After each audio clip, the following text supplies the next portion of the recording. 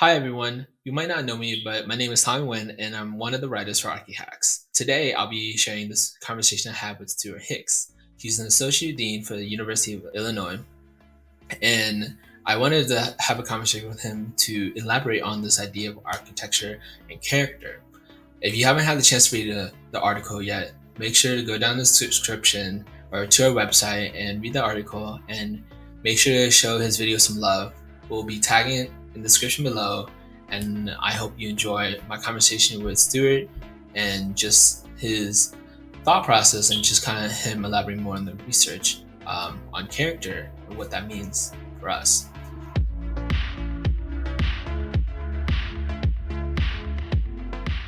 If you want to introduce yourself to our audience, that'd be great for those. Sure. Sure. My name is Stewart Hicks. I'm a co-founder of a practice called Design with Company with my partner, Allison Newmeyer. I also teach at the University of Illinois at Chicago, and where I'm an associate dean of facilities related things there too. And a couple months ago, created a video on the idea of character in architecture, and was reached out to kind of say a few words about what went into that video and some of my thoughts around character in general. Thank you. And for those who are watching, we're definitely gonna attach the link in the description below, and we're gonna have a video pop up for you, so that we can transfer them to your video so they can understand what we're talking about. What I really wanted to know was what made this video. What came to fruition that you saw that was necessary for you to want to make this video? Was it something you saw in the industry, or like really as a student? Like That's probably an unexpectedly very large question because the topic has been of interest for a very long time, and then just the idea of making videos for YouTube, it had a very long sort of passage for me. So like that video in particular was a real conflation of some things that took a really long time. So the idea of an interest in the idea of character in architecture comes from being really interested in sort of speculative and architecture that's sort of born from a story, rather than like architecture that's born from like diagrams or data. We were interested in constructing a narrative around a place and building an architecture around that, and the idea of character seemed like a really good conduit for linking stories to form, because if you think about other story driven practices and things, it's a big leap to go from that to form making and design.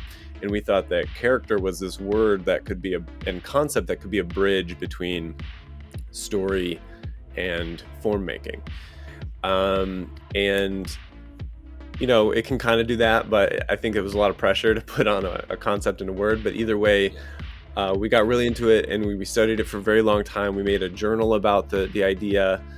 The journal is a little bit different than the video, but in the video, that was us doing some research. There's a very great essay from which a lot of the content of that video in particular draws from. But I think what we were trying to do was to link some of those concepts to various architects that were operating in those three types of character, and try to visualize and understand them. So that was kind of a few years in the making, and then the idea of putting it to video, started the YouTube channel last December, and have been trying to figure out how to navigate the world of YouTube. And so that was a kind of early one, because we had done so much work on it. It just seemed like a natural fit to make a video on it. It was kind of a few things, different things coming together into a single video.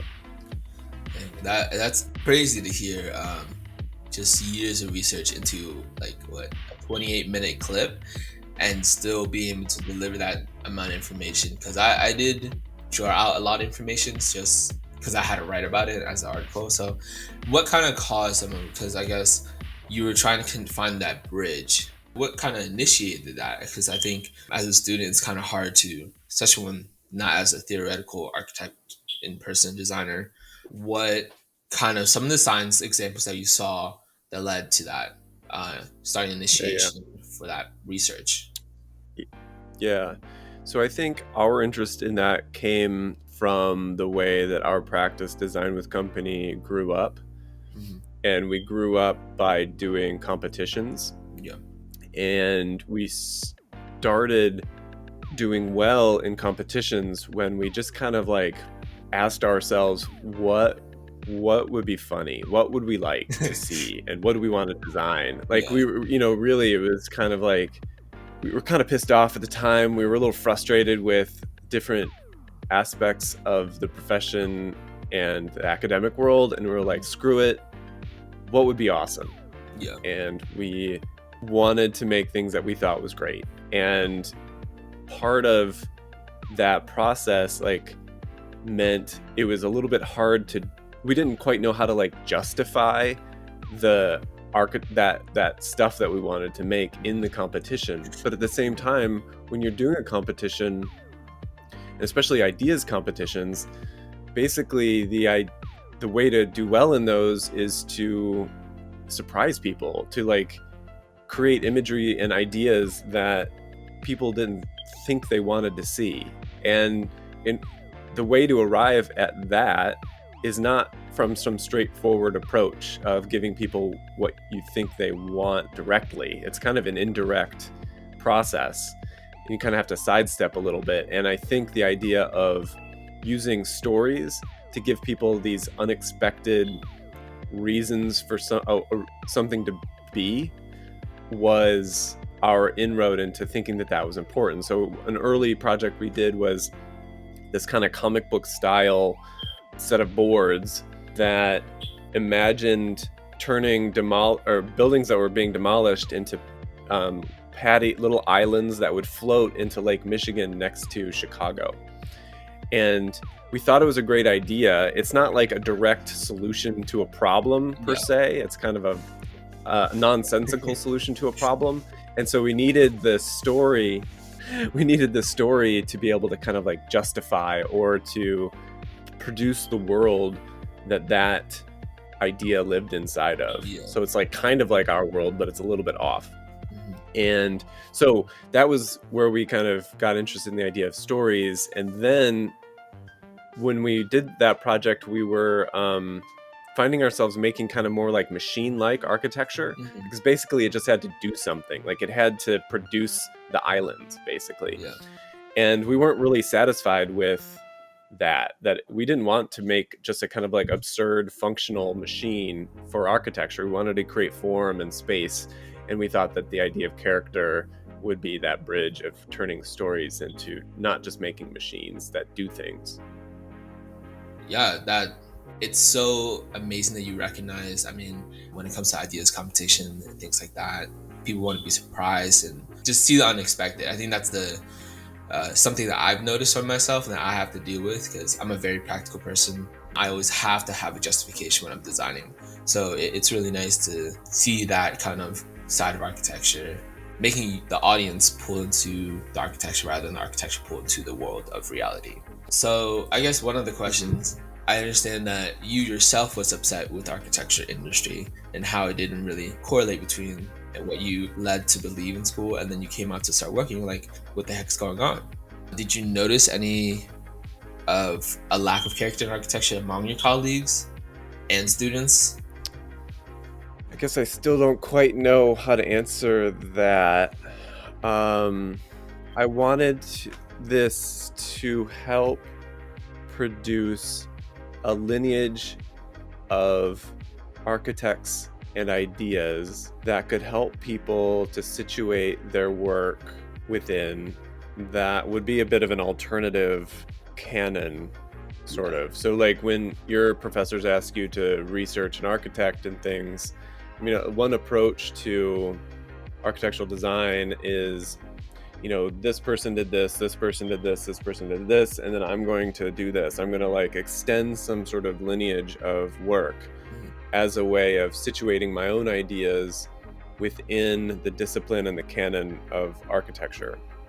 That helps to ensure that your project's not just some whimsical, one-off artistic expression of your own thoughts, that you're connecting it to a world of ideas. Hmm.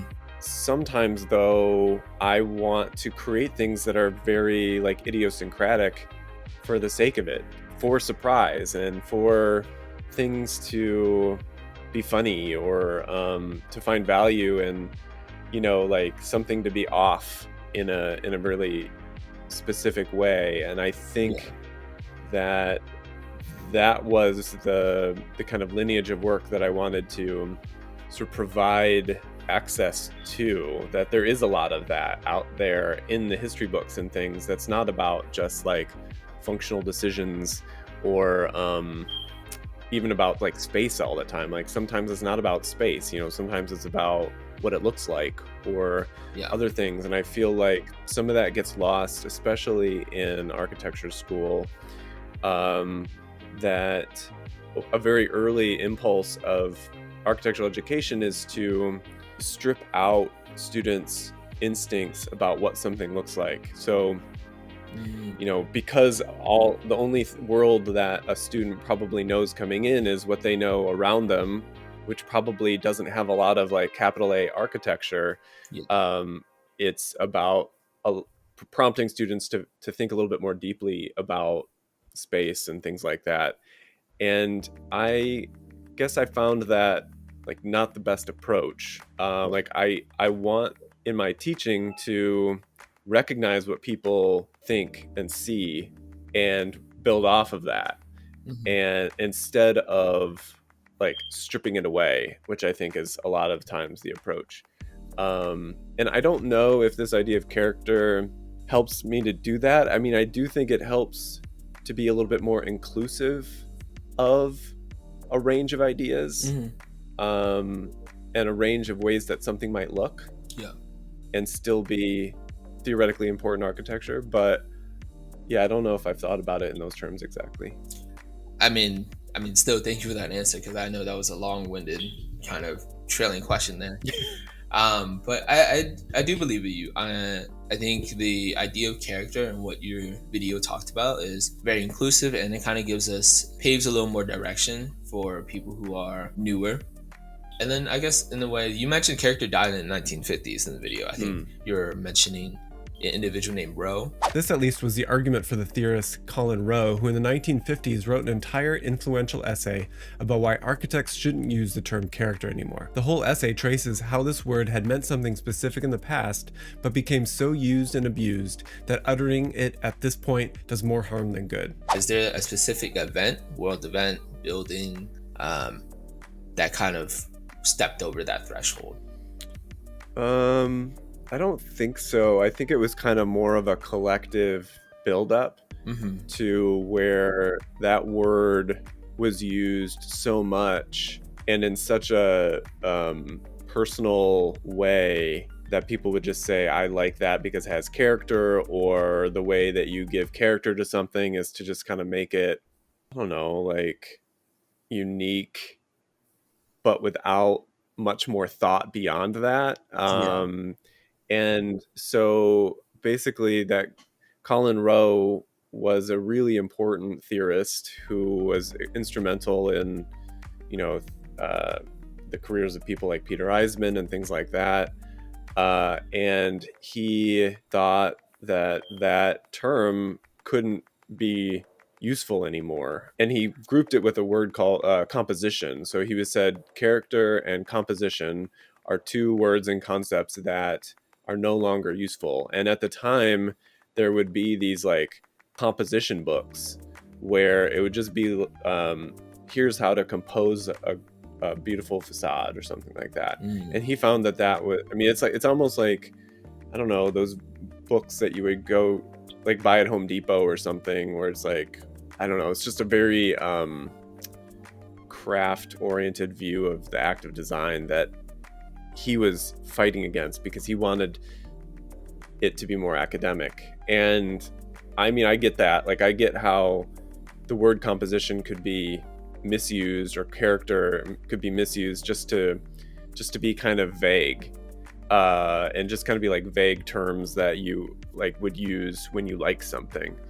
But at the same time, people make arguments around things they like anyway, but just don't say it. Yeah. So like, I think there has to be some room for people to like something and then try to argue and understand and reason why they like it. And so I feel like maybe there was a bit of an overcorrection when it had to be fully about argument and form and like tying into old masters of architecture.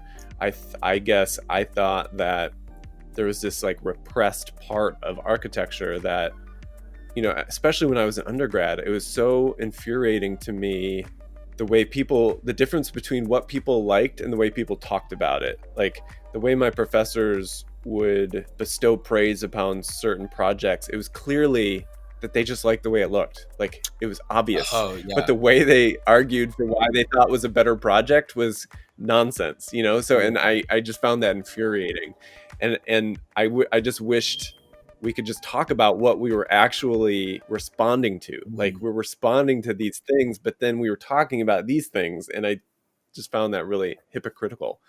And so, yeah, I wanted to, you know, when I'm getting out of that environment, I wanted to create room for us to just talk about like what things look like and why we think that that's important. And my first job, I was part of a marketing study for a series of branch bank building designs.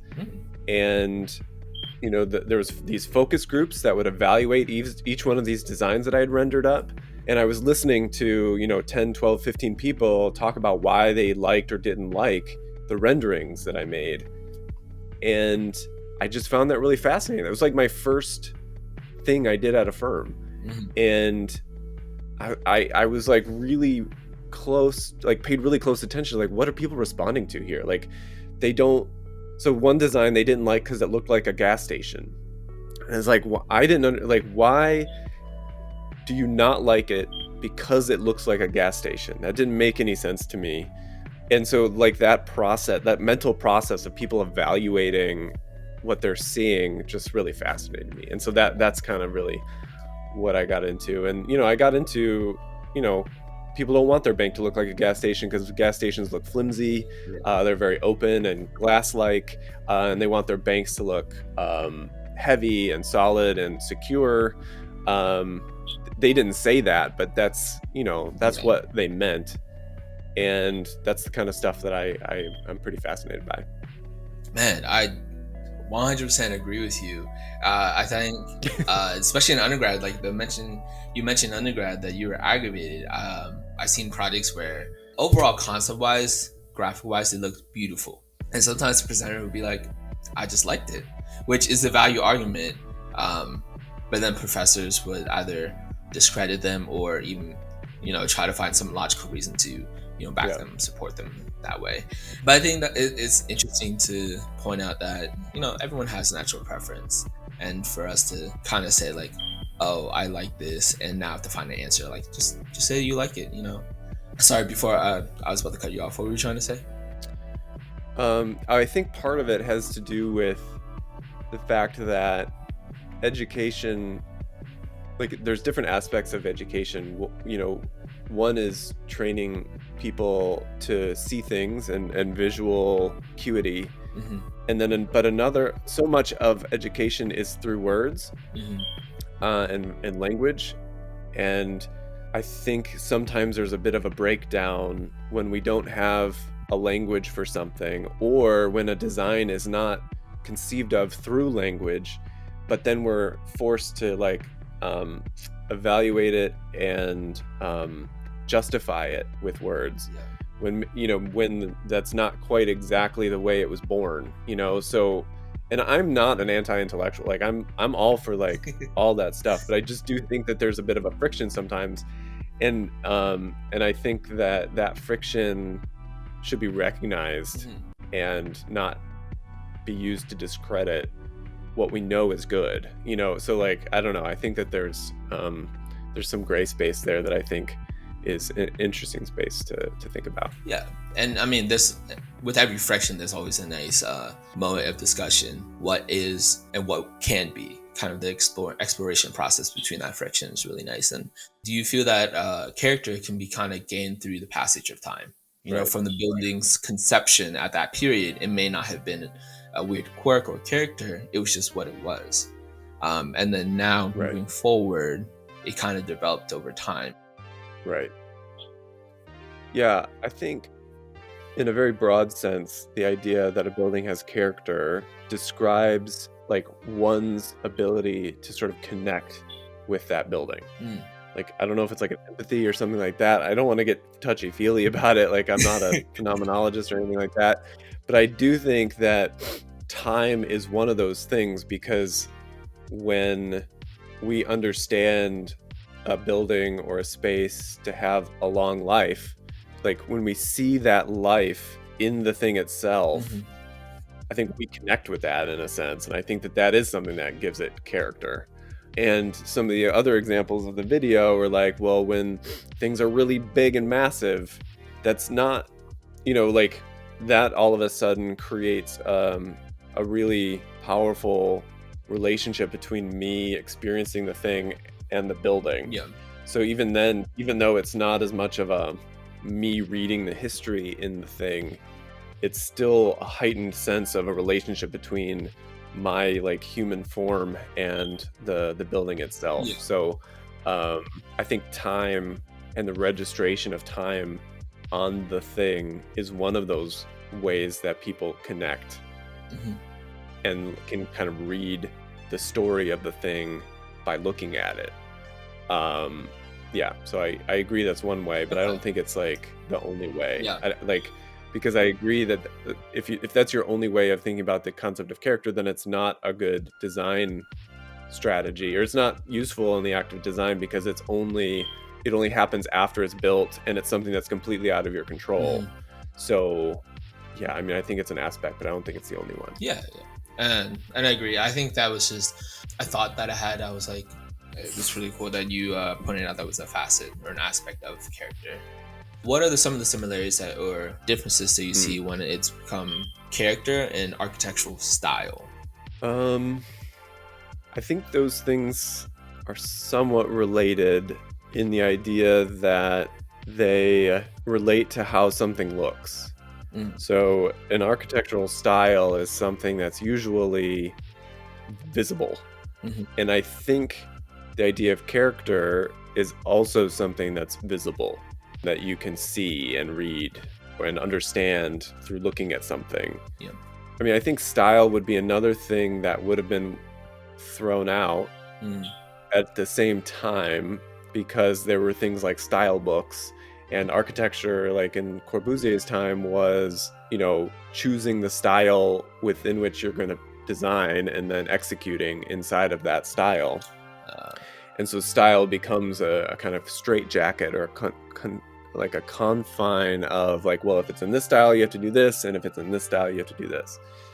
I think today, and related to character, I think style can be an important tool in your toolkit for design, because people have expectations around style. So if they see something and that's a certain style, they expect it to be one way, and there's a kind of history to that and a memory to that.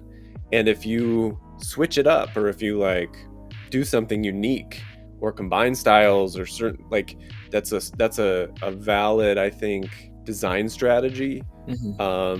So as long as you're not thinking about it as like, okay, here's the rules, here's how I'm supposed to play within the rules, I think it's fair game. But if you think of it as a straitjacket, that's a problem. If you think of it as another tool in your toolkit for engaging people's imagination around an architecture, then I think that's a great place to be. Okay. Thank you. That was really helpful, because I think majority of people like myself would find that a very fine line. The words chosen, the words used to define those ideas is very similar, like character and style. Because like I asked that question just because we are starting a new series, just kind of breaking down some of those architecture styles majority of people might not know, and what are the defining qualities that they could look at. That would probably help our viewers a lot.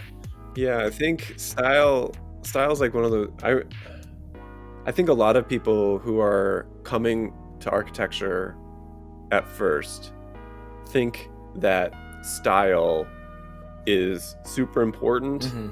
and that once they know what all the rules are for all the different styles, that they'll have a better understanding of what architecture is about. Yeah.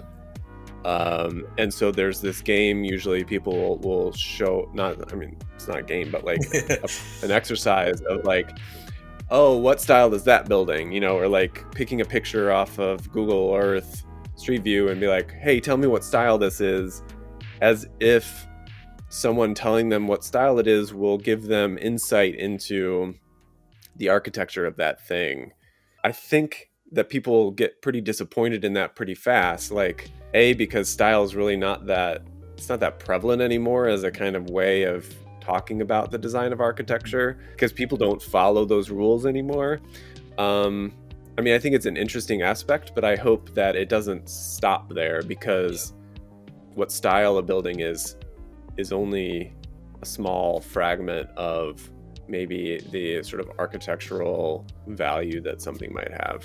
Yeah, and the reason why we're starting this is just to add to an architectural knowledge, to just to kind of understand and morph around, because we're a big advocate for each designer has their own different background.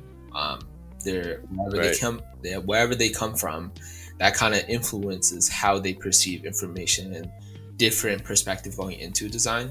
So we're a big advocate for that. So when it comes to breaking down these styles, it's just so we could supplement more information that maybe students didn't get, especially undergrad students didn't get in school.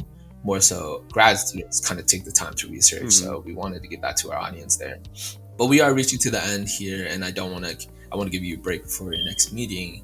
Is there anything that you want to share with the audience to learn more about you, or just anything you want to share?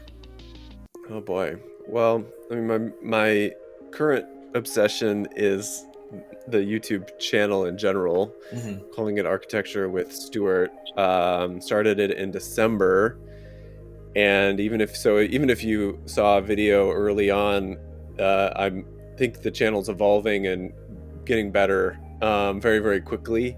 So I hope that people will stick with it and give it a shot. I think that on YouTube there's a lot of space for architectural design discussion. Yeah.